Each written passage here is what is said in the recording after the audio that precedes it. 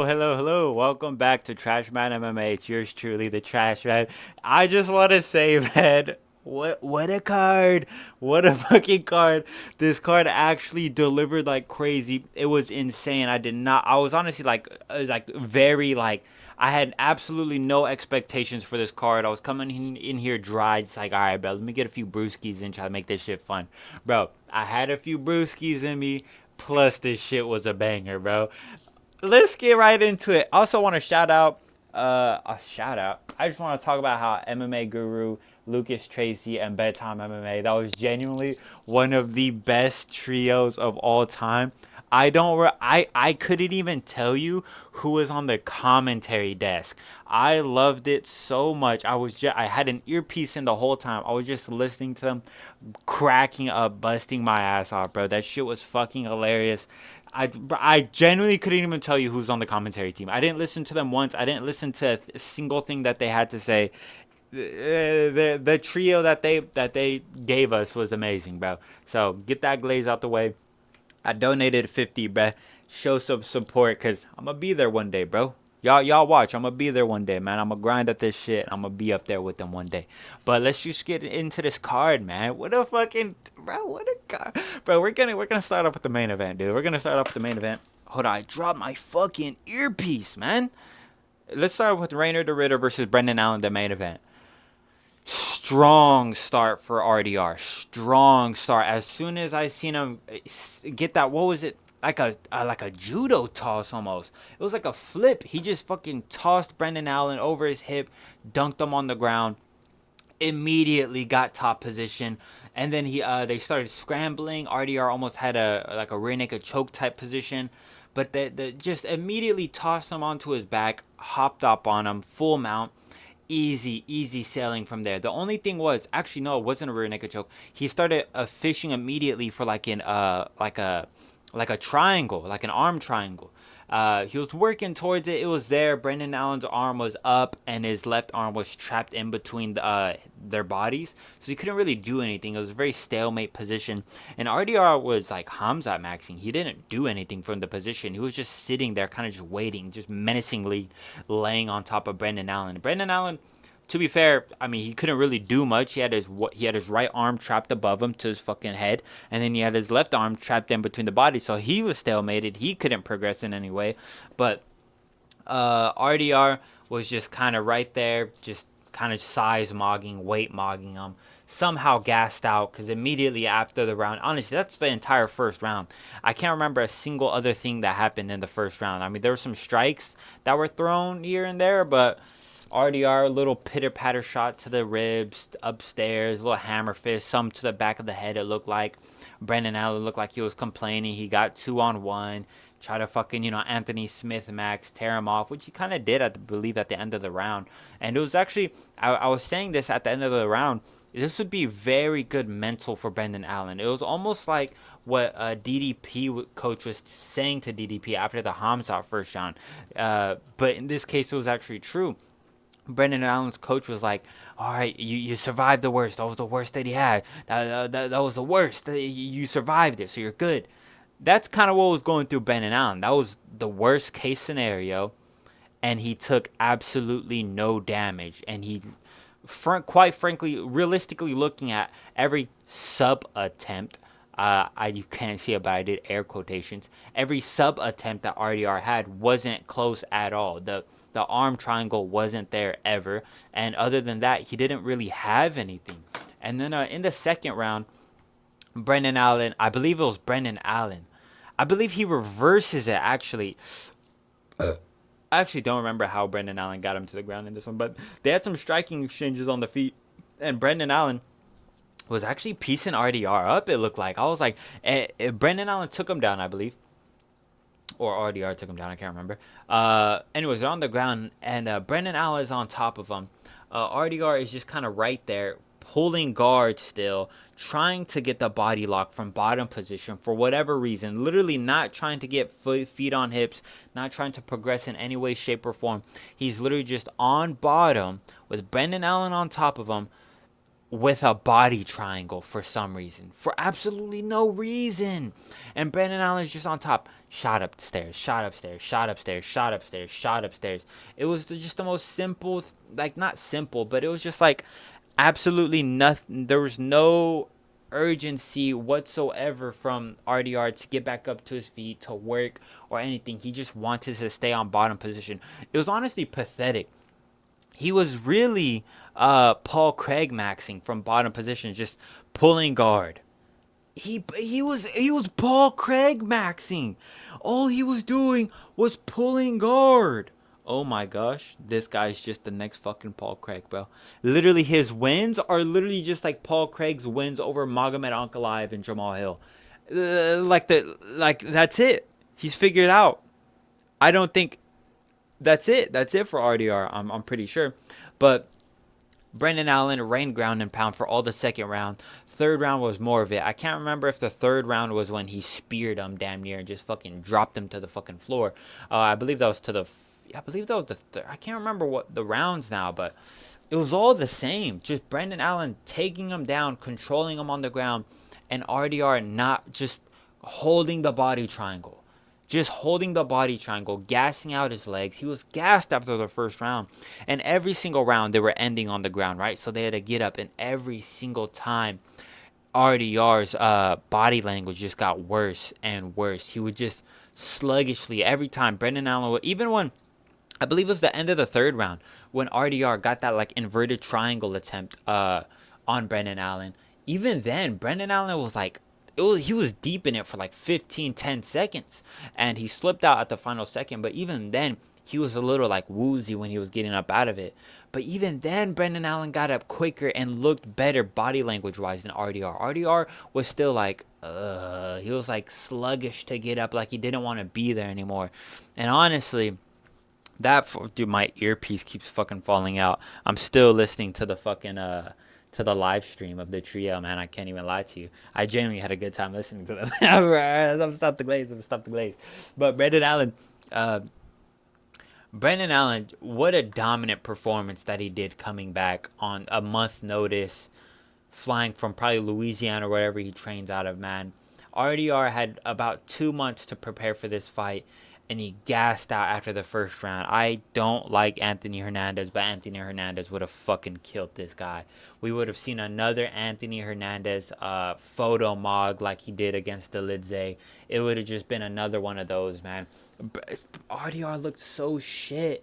He had nothing on the feet, and he had nothing on the ground. He had no ground and pound. He had no submissions, bar one like half-assed inverted triangle attempt. Well, I wouldn't want to say half-assed because it was almost there, and Brendan Allen did look like he got affected from it. But that was it. And I believe that was in the third round. And in the fourth round, that's when Brendan Allen just ran across the cage, fucking speared him, double leg, picked him up, picked him up, walked across the canvas, dunked him down in his corner. And it looked like RDR was going for somewhat of a guillotine, but Brendan Allen's left arm was right there. Brendan Allen's neck was never in any danger. And it was just more brutal ground and pound. He would shrimp up RDR, make him curled over, put his own crotch in his face. Like he was making RDR sniff his own crotch. Feet all up in the air, just compromising positions, bro. If one man can hold you down, two can, you know what I'm saying? And just, it was nothing from RDR. There was nothing. And by the end of the fourth round, RDR had enough. Literally worse than Shamil Gaziev, bro. I don't want to hear people dogging on Shamil Gaziev. Hey, Shamil's the GOAT, man. But what an absolute embarrassing performance from RDR to have a 2-month training camp and quit due to exhaustion. Not quit due to an injury, not quit due to an eye poke, not quit because he had fucking hella damage. No, he quit because he was tired. That's why this fight ended. RDR has no gas tank. Just how bad is, Robert Whittaker, man? And I've been saying this for a while. Robert Whittaker in the big 2025 is not that good, bro. It's not Robert Whitaker championship days anymore, bro. Look at his last few wins, man. Ikram Alaskarov, cool, and Paulo Costa. Ikram Alaskarov isn't ranked. I can't even remember if he lost his last fight. I think he won it, but Ikram Alaskarov, not even ranked. And then, what is it? Paulo Costa, barely holding on to the rankings by a thread. Robert Whitaker doesn't have it anymore, and I think this fight just goes to prove it. Brendan Allen is on short notice, up 5 rankings in a different country, takes RDR, makes him quit because he's a fucking soy little bitch. I can't believe it, man. I can't believe it. I can't believe it, man. I would have loved to get in here and say, Hollander. You know what I'm saying? I just found out recently that I'm fucking 1% French Canadian, bro. But hey, I guess that's my boy Brendan Allen. You know, he's Canadian too, bro. So that's my dog. That's my dog. But Brendan Allen gets it done, man. I'm gonna make a fights to make video next. I'll drop it tomorrow after work. Yeah. But Brendan Allen, man, gets it done. What a guy. Onto the co-main event, man. I feel like I spent a long time on that fucking main event, but onto the co-main event. Kevin Holland versus Mike Malott. What an interesting one. This one's interesting. I was watching the stream, and I think Guru said that the whole card was a banger minus the main event, and I disagree. I think the whole card was a banger minus this co-main event. I hated this co-main event so much. It was interesting at times when they were cracking big shots, but most of the time, man, just I don't know, having to see Holland just like grab his nuts for like 8.5 minutes and just complain. Like, I'm not even gonna blame him for it because, like, okay, Leah, let's just get into the nut shot, man.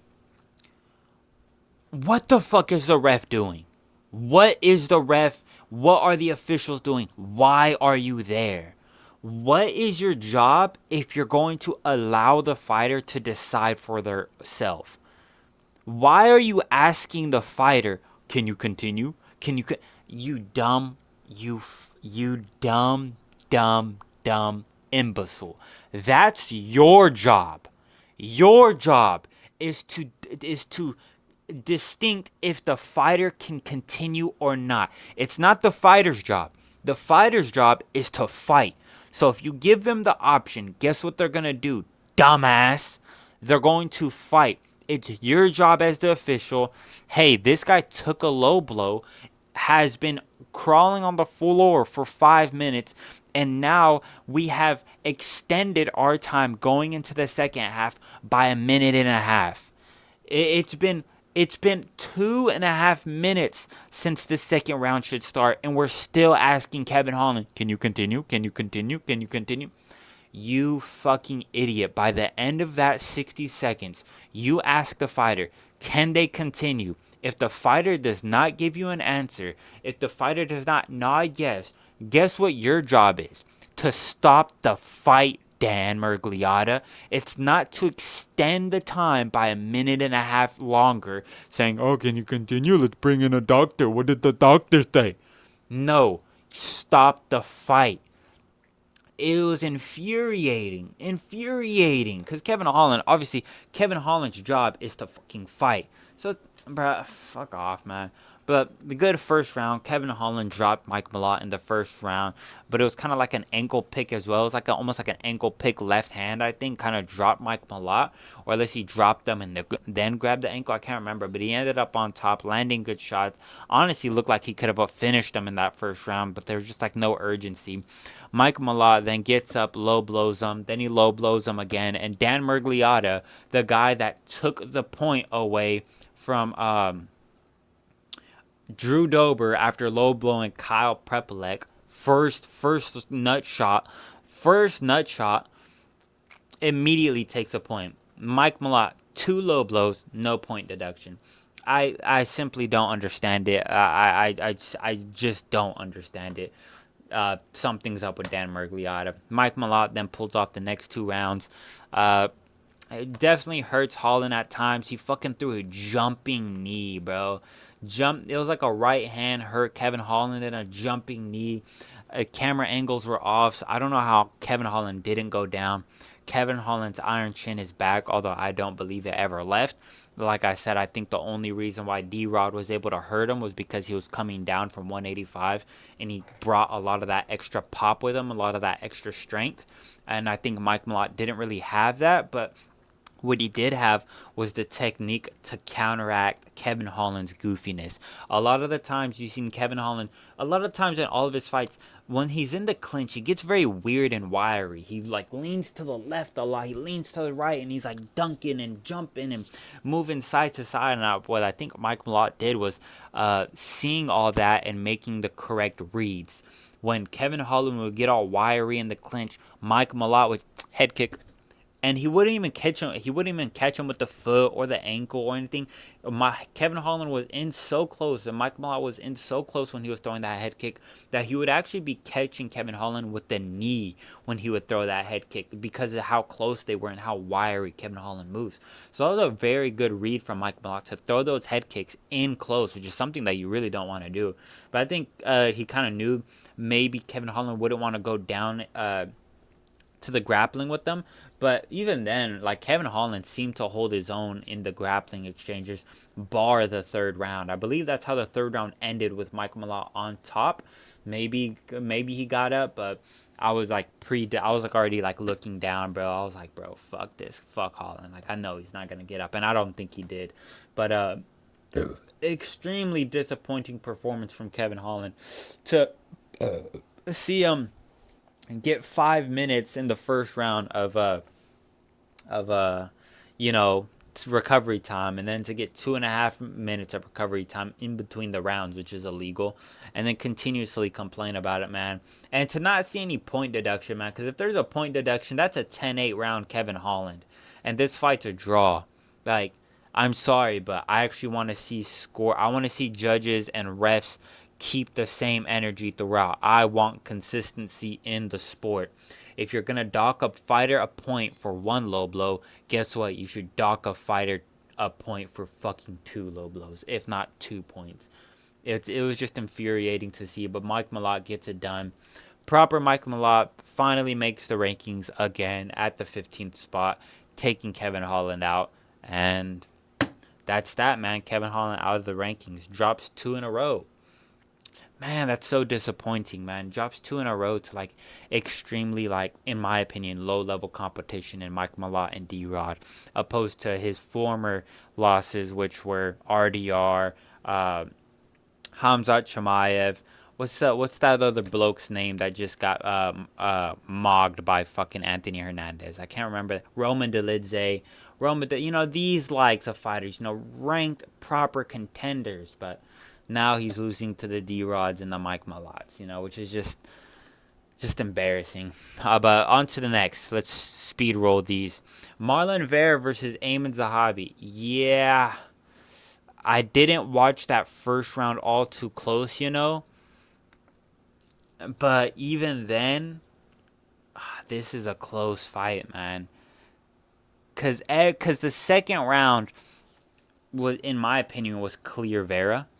Was it clear Vera? I can't remember. I can't remember, man.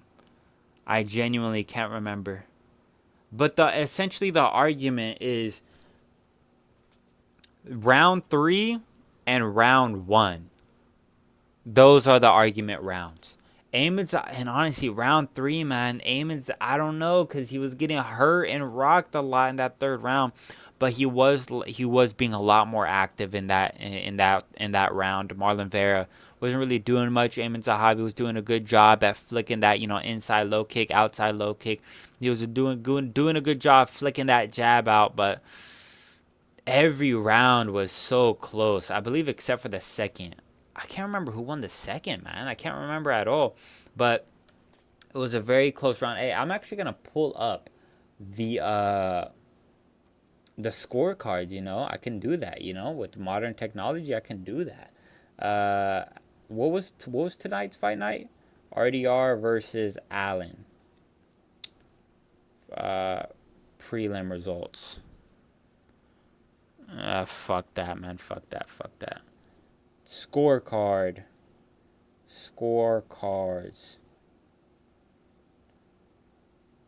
But anyways, Ayman Zahabi gets it done in a robbery split decision, or at least that's what a lot of people are calling it. You know, like I said, I didn't watch the first round. I think I was getting a drink or something. I can't remember what I was doing, but yeah, I mean, he gets it done, man, and you know, hats off to him. He had two extremely close fights in a row. You know, favorable. He got favored in both of them. Can't really blame him from that. If I'm being honest, you can't really blame him for that. But he did what he had to do. He did what he had to do. And I actually pulled up the scorecards right here. So yeah, every judge gave Marlon Vera the second round. Two judges gave him the first round, and yeah, every judge gave him the third round. So yeah, split decision, Ayman Zahabi's way. And then on the Manon Fiorot versus Jasmine Jasudavicius, I guess we could just get into this right away. Man, what my girl gets it done, you know. My girl Manon Fiorot gets it done, gets Jasmine Jasudavicius up and out of there in the first round. Not even a minute and 30 seconds into the fight. Literally just immediately a right hand down the pipe hurts Jasmine bad. Makes her go all jelly leg like Bobby Green versus Jalen Turner. Jelly legged everywhere. Manon Fiorot almost looks like she tries a jumping knee almost, but not quite. But essentially, she just like grabs the shoulder of Jasmine Jasudavicius and pushes her down and ground and pound shots. But I want to say this was low-key a little bit of an early stoppage, you know. Jasmine Jasudavicius was kind of working her way back up to her feet in a way. She was definitely still rocked, definitely still concussed. But I think that a lot of refs let that fight go on. And I think we see a potential later finish for Manon Fiorot. But man, Manon Fiorot looked good. You know, this was the type of performance that she had to have. Now I believe now she's still in title contention. You know, she wins one more in impressive fashion. I think she's right back there to fighting the new champ. You know, out of I think if Zhang Wei Li beats Valentina, I think Fiorot versus Zhang is what you do, to be honest. I don't think you really do a Zhang versus Valentina. I think people are done with Valentina rematches after that like fucking quadrilogy with Alexa Grasso, if I'm being honest. So Manon Fiorot gets it done in the first round, man. That was emphatic. Down the card, you know, Charles Jourdain versus Davy Grant. Man, Davy Grant. I picked him. He was on a steamroll. He was looking too good, but Charles Jourdain, man, lighter man skill does not prevail in this one, you know. Davy Grant looked huge. His back is huge. You know, Davy Grant and RDR have similar builds, you know, with that like upper torso plus that like midsection that kind of looks like grotesque and alien-like. Like they both have that going on, like that gross rib cage. But Charles Jourdain, man, flicking up those jumping knees over and over. I believe he threw it like 2-3 times before the final blow. And the final blow was disgusting. I believe what happens was Charles Jourdain hits him first with a right cross, stumbles Davy Grant. Davy Grant kind of stumbles up to him. Charles Jourdain sees the perfect execution for a jump knee, right knee, or left knee, right to the mush of Davy Grant's nose, and immediately breaks his nose. You see on the replay, his nose goes to mush and blood leaking everywhere. Drops him down, ground and pound shots from Charles Jourdain, just smack that dab on Davy Grant's face, puts him out, flash knockout. Flash knockout because he gets knocked down and then he kind of gets he's still in there, but flash knockout, hands drop, head goes a little limp, and Charles Jourdain gets that upset. I believe he was the underdog, I want to say. But man, Charles Jourdain gets it done and he's looking good. I'm glad because I'm very hyped for his brother Luis Jourdain, who's younger. I believe he's 29.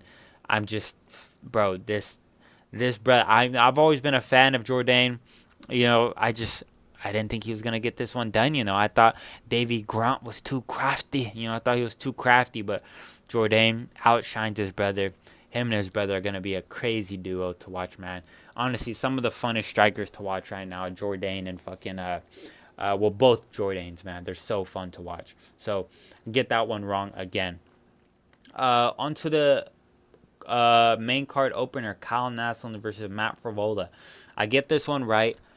Kyle Nelson gets it done. Like I said, I had a lot of trouble with this one. I was flip-flopping. I had to call up my homeboy, ask him for his opinion. And Kyle Nelson gets it done, Close, competitive fight. One judge gave Kyle Nelson every round. I believe it was a little bit more closer than that. But, excuse me, even still, on two judges' scorecard, Matt Frevola won the second round, which I guess I can see it. They were both landing good shots. I want to say, yeah, Kyle Nelson was landing a lot of good shots on Matt Frevola. I don't think he ever dropped him, but, oh yeah, he dropped him once. But he was like wobbling him a lot. He was making him go limp a lot, and he did get a knockdown. I can't remember what round that knockdown came from, but he did get one knockdown officially, but he was making him go jelly-legged. He was making him go limp in his shots. He was really trying to execute off that break constantly, throwing knees, throwing spinning elbows, I believe. I believe he put through one spinning elbow. But there was even one point in time where he tried to recreate the BSD knockout that he hurts Matt Frevola. Matt Frevola starts running to his right, drops his hands completely like he always does. Kyle Nelson whips up that left high kick, misses, hits the fence, and then he drops to his knees because he fell over himself. Just a goofy goober fight. They looked a lot better than I thought they would after a full year layoff for the both of them. They looked a lot better. This was actually an entertaining scrap. I thought it would have been sloppy. It actually was really sloppy, though, now that I think about it. So I'll take that as a dub. But Kyle Nelson gets it done, man. On to the prelim headliner. And more controversy ensues. Wait. Oh, I forgot to talk about the controversy in the fucking Kyle Nelson and Matt Frevola. Kyle Nelson knocked him out in the first round. He knocked him out in the first round. Again, Dan Miragliotta. Dan Miragliotta was on one tonight. Holy fuck. He reffed this fight. No, hold on. I just wanna make sure. That is a crazy three-peat. No, it was oh wait, wrong fight. Dan Miragliotta for Kyle Nelson. And then it was John Cooper for the Drew Dober and Kyle Prepolek fight. My bad. But Kyle Nelson knocked out Matt Frevola in the first round with 3 seconds to go. Ref steps in, Dan Miragliotta steps in, and for some reason the fight keeps going, bro. I don't know. Kyle Nelson got it done though. Either way, but that fight, I don't know. On to the next, Kyle Prepolek versus Drew Dober. More controversy ensues. Drew Dober, after one low blow in the second round, in the second or third round, I guess the third. One low blow in the third round, and Drew Dober comes out like a bat out of hell. He knows it's 1-1. He knows that no matter how this fight ends, because he wins the first round in a close scrap. Second round goes, I could see going Kyle Prepolek's way. But, yeah, it goes on all judges' scorecards. It goes Kyle Prepolek's way. So, in this third round, Drew Dober's looking a little tired. Kyle Prepolek's getting that jab going. And Drew Dober lands that low blow. Kyle Prepolek takes the full 5 minutes. Judge steps in, takes a point from Drew Dober. And, after that, he takes his 5 minutes. Drew Dober comes out like a bat out of hell, knowing that he's down. Knowing that he's down 2 rounds. So he's like, fuck, I got to get this back. And, I feel like that's all you really needed against Kyle Prepolek. Just pressure. Like, this boy just breaks to pressure, and that's what you saw happen. Drew Dober doesn't even land some of the cleanest shots, but Kyle Prepolek just folds. He just can't hang like that. So, Drew Dober gets it done in the third round. Barely.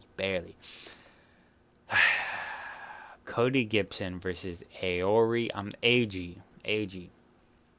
Who saw this coming, bro? Not even 30 seconds into the fight, AG just uncorks a nasty right hand down the middle on Cody Gibson's mush. I believe he lands that shot like twice. He lands it once, wobbles Cody Gibson, lands it again, sets him down, ground and pound. Just simple, man. Just simple. Literally, not even routine, but it's almost like that Montel Jackson and Damon Blackshear knockout, where it's just like every fight you should if you're quick, you should start off every single fight with a 1-2 just straight down the middle if you're quick enough. And that's why you see fighters like Montel Jackson have success, AG, to even fucking Tom Aspinall. It's just if you're quicker than your opponent, launch that 1-2 down the middle. See what happens, bro. See what you could cook up, because 9 times out of 10, your opponents are gonna expect you to, kind of, fill it out a little bit, not just come out the gate ripping 1-2s right down the middle. And you could catch a lot of people off guard, like AG caught Cody Gibson. So great first round knockout, man. It was amazing to see. On to the next, Bruno Silva versus Hyung Sung Park. Man, dude, another pick I got wrong. Another. I did really bad on this card. I did really bad. I went 4 and 9. Oh my gosh, I went 4 and 9. There's 13 fights on this card. Oh my gosh, I went 4 and 9. Only the second time that I go negative on a card this year, so I'll take it. But fuck, man, after such a good card last week, I went 11 and 1, and to go 4 and 9 now, bro, it's heartbreaking. But Hyung Sung Park, man, kind of just like gets outdone every single round. Bruno Silva outdogs him, and I don't like, even still, guys, I'm questioning how good Steve Erceg is, because I genuinely believe Hyung Sung Park gives Steve Erceg problems. Like, am I fair in saying this? Bruno Silva, I think Bruno Silva, oddly enough, I think Bruno Silva is an easier matchup for, actually, maybe even not, though. Fuck, Steve Erceg is low-key cooked, man. I don't know, I can see so many fighters beating Steve Erceg, man, and these two, I think, give Steve Erceg problems. I don't know why I'm talking about Steve Erceg right now, but Bruno Silva outdoes Hyung Sung Park in every single round. Just outboxes him, outgrapples him, everything, honestly. And he gets the sub. He gets the rear naked choke in the third round, man. Very impressive by Bruno Silva. The Pitbull was not expecting this, man. I'm let down by Hyung Sung Park, man. I thought he was a lot better than this. I thought he was a lot better than what he was, but he's just not, There's a knockdown. I can't remember when the knockdown comes. Maybe it's in the third round, or I guess it was in the second. Apparently he gets a knockdown. Oh, he did get a knockdown, actually. He actually got a knockdown. Dude, he got like 3 knockdowns in this fight. Actually, I think they counted 2 of them as trips, though. Because he got 1 in the first round, but I guess they counted it as a slip. And in the second round, I believe he gets like 2 of them, but I guess they only count 1. But Bruno Silva, still a dog, most knockdowns in or the third most or second most knockdowns in flyweight history. So GG for Bruno Silva. He hits hard, man. I guess people forget, he did go on a 5-fight win streak before he did drop 2 by knockout to Joshua Van Emmanuel Cap. I just thought Hyung Sung Park was a slick striker. Down on the prelims, Danny Barlow versus Jordan Santos. You saw it. You saw Danny Barlow break.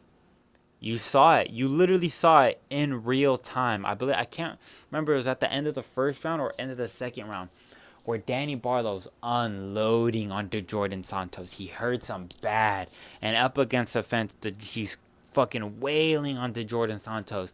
And I'm calling him, I'm like, slow down, because like I said, I didn't think that Danny Barlow could ever knock out the Jordan Santos. I thought the weight difference would be too much. I do think the Jordan Santos carries around a lot more weight naturally. So I thought he would have a better ability to eat shots and tank shots than Danny Barlow, which you saw when they hit. I think that Jordan Santos had a lot more impact on Danny Barlow. And, Danny Barlow gassed himself out trying to finish DeJordan. DeJordan immediately comes back with shots of his own, man, wailing on Barlow, almost finishes Barlow himself. This was a crazy fight, man. Every single round was a banger. The second and third round, dude, this fight should win fight of the night. This fight was a fucking banger, man. I love this fight. The striking, although not the best, they were just going shot for shot, blow for blow, and man, you gotta love that shit when they're just putting their brains and CT on the line, man. And DeJordan Santos gets the decision. He wins the first and the third round, with that second round being pretty close. It was a very close second round.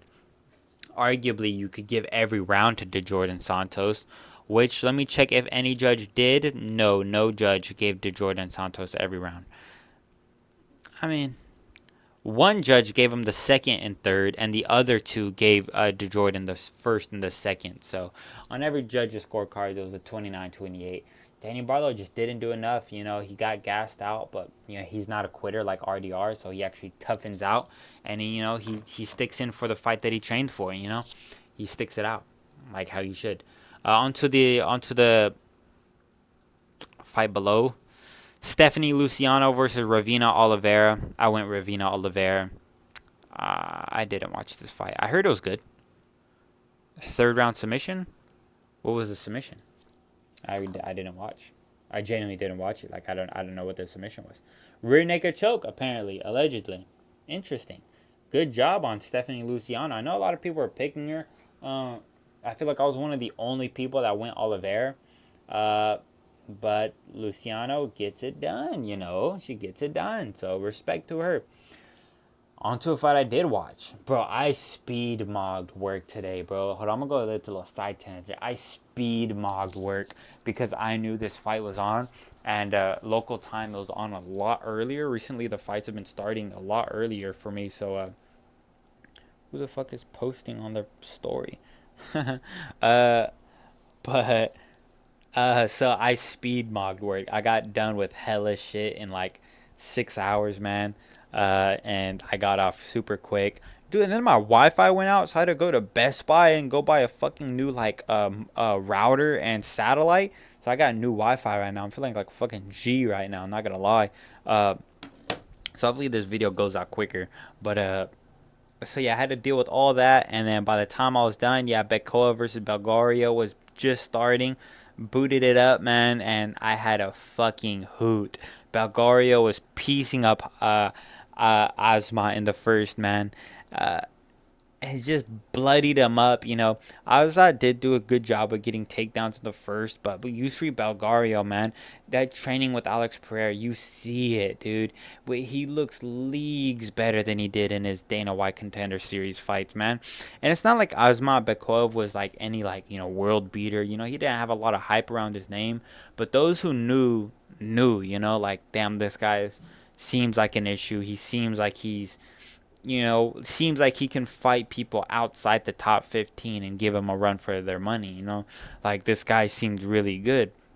And for Yusri Belgario to come in there, box him up on the feet, I thought Asma Bekov would be able to get past that reach disadvantage, get those takedowns, and just round and pound Belgario. But Yusri, man, did a good job at sticking and moving, man. The way he would cut angles and launch right hands, he would launch knees to the body. And by the end of the first round, even though he got taken down a few times, he cut open Bekov with an elbow or something, so that Bekov was leaking blood by the end of the first. And second round was more of it, just more cutting angles, more shots down the middle, gets taken down here and there, but gets right back up to his feet. Man, Belgario, I don't know if Alex Pereira was in his corner or anything. I actually didn't pay attention to that. But what a phenomenal fight. What a phenomenal performance by Belgario. By the end of the third round, Bekov's gassed. You can see it in him. And so is Yusri, but he looks a little bit more locked in. While Bekov looks like he's I think somebody tripped over my dog. That was crazy. Belgario was a lot more locked in by the end of that third round. And you see he just uncorks hella shots onto Bekov's face. and gets him up out of there, man. Respect to Belgario, bro. I like to see what this guy does next, because Osman, like I was saying, man, Osman wasn't no joke, man. Osman had some good wins on his name. But but yeah, usually Belgario, Alex Pereira's training partner. Amazing. Amazing to see him finally in the UFC. He had 2 fights on the Dana White Contender Series, and he lost one to Marco Tulio, which is not a bad loss. And then he didn't drop another one. He actually won his next one, but it was very very fucking wishy-washy. It was really pathetic in my opinion. It was kind of dog. But gets it done finally in the UFC. It's interesting to see what he can do. I didn't watch this fight, Croden versus Lisboa. I actually did watch a little bit of it, but it seemed like Melissa Croden kind of just like schooled Lisboa. That's what it seemed like. It kind of seemed like she just schooled her. But yeah, that was the fight card, man. I enjoyed it.